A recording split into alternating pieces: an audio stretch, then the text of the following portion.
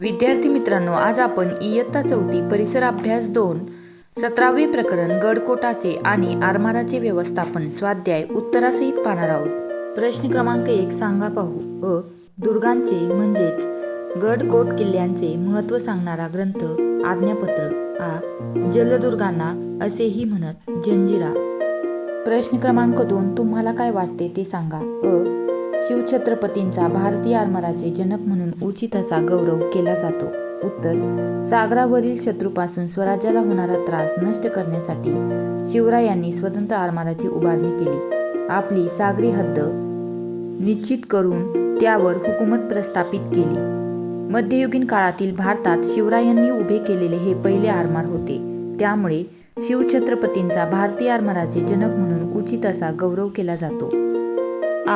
शिवरायांचे व्यवस्थापन कोणकोणत्या क्षेत्रात पाहायला मिळते? उत्तर, स्वराज्याची उभारणी करताना आवश्यक असणाऱ्या सर्व क्षेत्रात शिवरायांचे उत्तम व्यवस्थापन असलेले दिसून येते। याची जाणीव आपल्याला होते। गड किल्ल्यांची बांधणी आणि त्यांचे संरक्षणाची व्यवस्था, तसेच किल्ल्यावरील अधिकाऱ्यांच्या नेमणुका, आरमार दलाची उभारणी, त्यांचे गनिमी काव्याचे युद्धतंत्र व त्यासाठी आवश्यक असणारे हेरखाते आणि एकूणच राज्यकारभार पाहण्याची त्यांची पद्धत, या सर्व क्षेत्रांत शिवरायांचे व्यवस्थापन पाहायला मिळते। पुढील प्रश्न पाहण्या अगोदर आपल्या चॅनलला सबस्क्राईब करायला विसरू नका। प्रश्न क्रमांक 3 किल्ल्यावरील पुढील अधिकाऱ्यांची 2 कामे लिहा। किल्लेदार याची कामे आहेत: 1 किल्ल्याचे संरक्षण करणे व तेथील कारभार करणे, 2 कनिष्ठ अधिकाऱ्यांना आज्ञा देणे व सरकारी आदेश यांचे पालन करणे।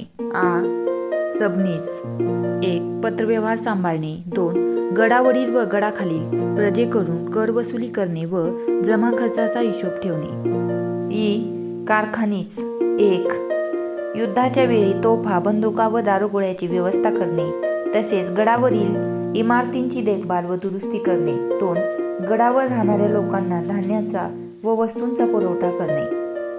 छत्रपती शिवाजी महाराजांच्या व्यवस्थापन कौशल्यातील कोणती बाब तुम्हाला सर्वाधिक आवडली? या बाबींचा तुमच्या दैनंदिन जीवनात कसा उपयोग करा?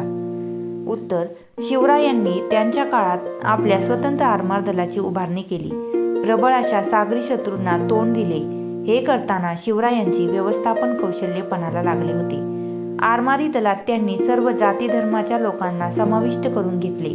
हे त्यांचे व्यवस्थापन कौशल्य मला खूपच आवडले। मीही माझ्या दैनंदिन जीवनात येणाऱ्या अडचणींना न डगमगता सामोरे जाईल। माझे ध्येय गाठण्यासाठी मी सर्वांची मदत घेईन।